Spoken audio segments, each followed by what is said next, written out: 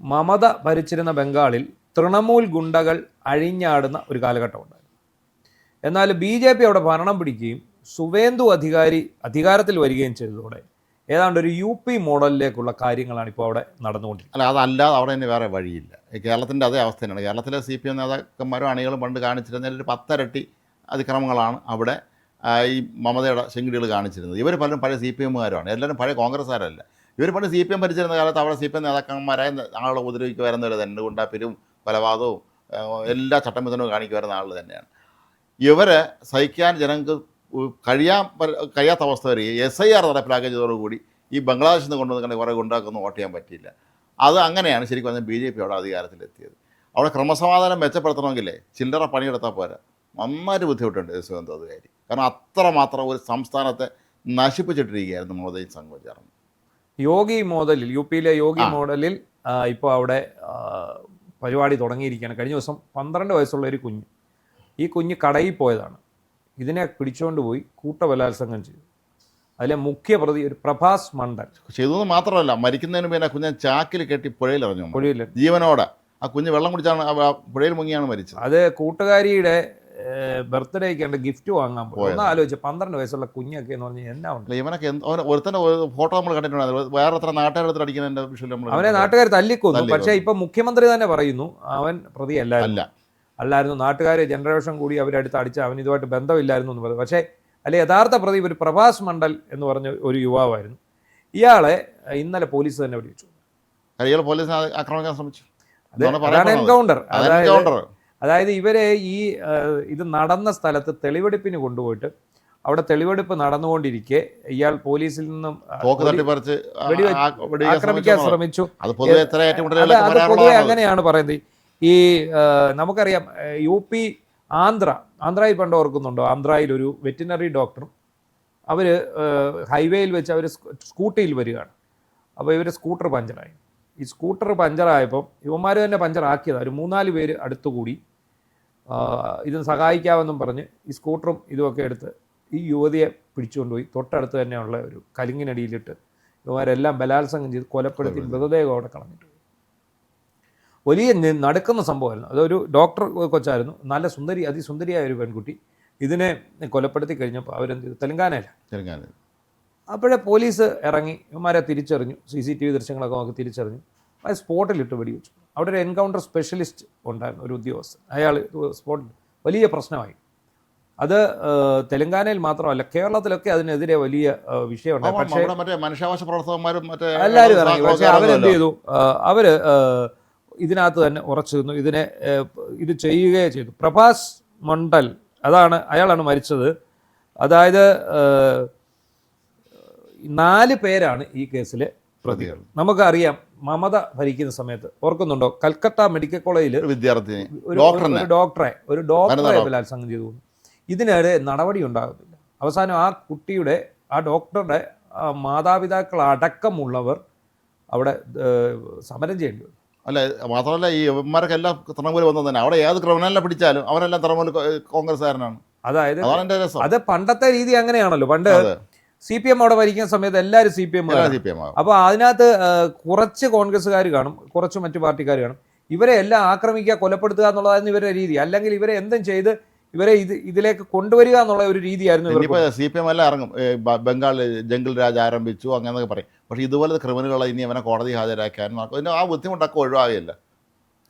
അന്ന് ഈ ആ മെഡിക്കൽ കോളേജിൻ്റെ പേര് ഞാൻ മറന്നുപോയി.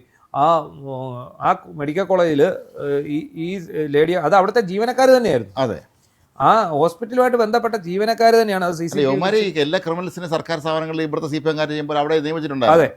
അപ്പോൾ അങ്ങനെ ഈ പ്രഭാസ് മണ്ഡൽ എന്ന് പറയുന്ന ആളിനെ ഈ വെടിവെച്ച് കൊല്ലുകയായിരുന്നു. അപ്പോൾ കഴിഞ്ഞ ദിവസം നമ്മളൊക്കെ ലൈവായിട്ട് കണ്ടു ഈ കുട്ടിയെ കൊലപ്പെടുത്തിയ ഒരാളെ ഒരു കുളത്തിനകത്ത് ആളെ 4 കൂട്ടം തല്ലിക്കൊല്ലുകയാണ്. അപ്പം അയാൾ പ്രതിയല്ല എന്ന് പറഞ്ഞു.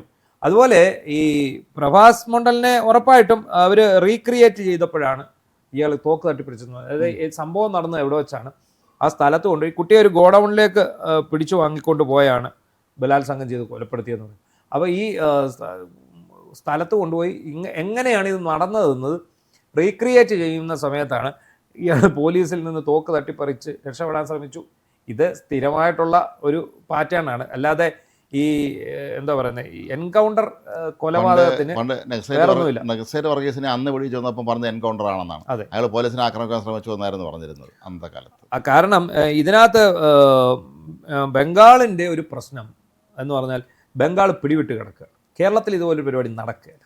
കേരളത്തിൽ ഇങ്ങനെ നടക്കുകയില്ല. കാരണം കേരളത്തിലെ നിയമവ്യവസ്ഥിതിയോടും കേരളത്തിലെ പോലീസിൻ്റെ ആക്ഷനോടും എന്തൊക്കെ പറഞ്ഞാലും ഒരു പക്ഷപാതപരമായിട്ട് നടക്കുകയില്ലെന്ന് ചോദിച്ചാൽ പക്ഷപാതപരമായിട്ടേ നടക്കൂ. പക്ഷെ പൂർണ്ണമായും പക്ഷപാതപരമാകില്ല എന്നുള്ളത് കുറച്ചൊക്കെ ഒരു നീതി. അപ്പൊ ഇവിടെ അതല്ല, ഇവിടെ ഒരു വലിയ ഒരു ഈ തൃണമൂൽ കോൺഗ്രസിന്റെ ഒരു അരാജക ഭരണത്തിന് ശേഷമാണ് BJP അധികാരത്തിൽ വരുന്നത്. അപ്പോൾ അപ്പോഴും എന്താണ് ഈ തൃണമൂൽ കോൺഗ്രസ്സുകാർ അഴിഞ്ഞാടുകയാണ്. ഭരണം പോയെങ്കിലും ഇവന്മാർ വാലയെ കുത്തി പൊങ്ങുന്ന പാമ്പിന്റെ കാര്യം പറഞ്ഞ പോലെ പൊങ്ങുകയാണ്.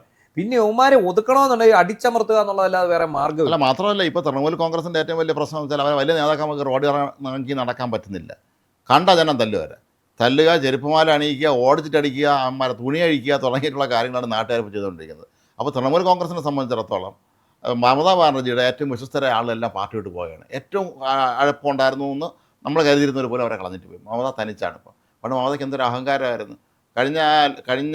കഴിഞ്ഞ ലോക്സഭാ ഇലക്ഷന് കോൺഗ്രസ് 2 സീറ്റ്, ഇന്ത്യ മുന്നണിയുടെ ഭാഗം എന്നാണല്ലോ പറയുന്നത്, 2 വെച്ചാൽ 1 സീറ്റ് തരാമെന്ന് പറഞ്ഞു.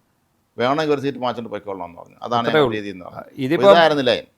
ഇപ്പം ഈ ഏറ്റുമുട്ടലിൽ മരിച്ച അയാളുടെ മൃതദേഹം വേണ്ടെന്നായിട്ട് അമ്മ പറഞ്ഞു. കാരണം അവന്റെ ശിക്ഷ വിധിക്കപ്പെട്ടു. അവന്റെ മാതൃകയാണ്.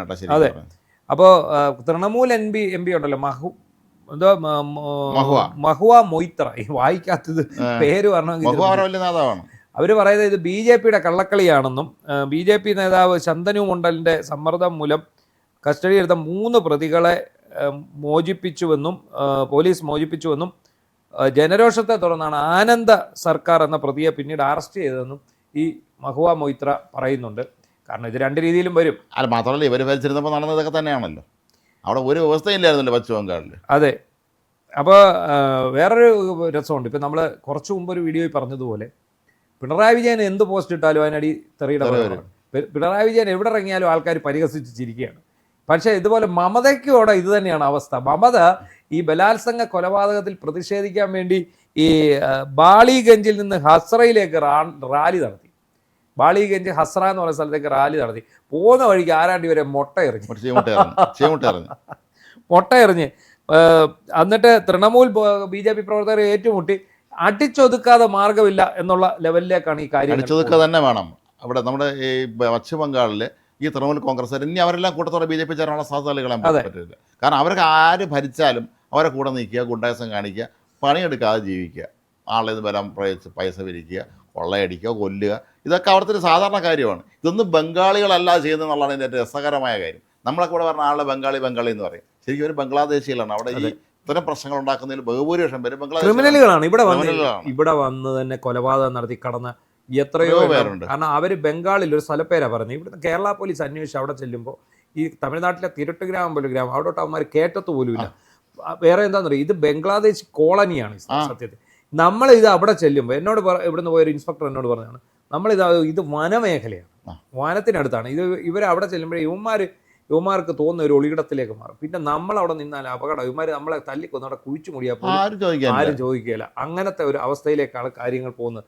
അപ്പം എന്താണെങ്കിലും ശരി, ബംഗാളിലും എൻകൗണ്ടർ പരിപാടി തുടങ്ങി. ഇത് കണ്ടെങ്കിലും കുറേ എണ്ണം ഭയന്ന് നേരെയാകും എന്ന് ഉത്തർപ്രദേശിൽ ഇപ്പൊ ബുൾഡോസർ രാജല്ലേ. എന്തായാലും ഒരുത്തന്നെ ഒരു പണി കാണിച്ച നിയമത്തിന് നീതിക്കും വേണ്ടി ഒന്നും അവർ കാത്തു നിൽക്കുന്നില്ല. ഇവന് കുറ്റവാളിയാണെന്ന് ഉറപ്പായ അപ്പം അവന്റെ വീട് പിടിച്ചു തരത്തുക, വെടിവെച്ച് കൊല്ലുക. ഈ രീതിയിലാണ് മുന്നോട്ട് പോകുന്നത്. കാരണം ബംഗാളിലെ സ്ഥിതി അത്രയ്ക്ക് ഭീകരമാണ്. നമ്മൾ ഉദ്ദേശിക്കുന്ന പോലെ മനുഷ്യാവകാശ പ്രശ്നങ്ങളെക്കാൾ ഉപരി അവിടെയാണ് പ്രശ്നം. ഒരു 12 വയസ്സുള്ള ഒരു കൊച്ചിനെ ഒരുത്തൻ വെടിവെച്ച് കൊല്ലും.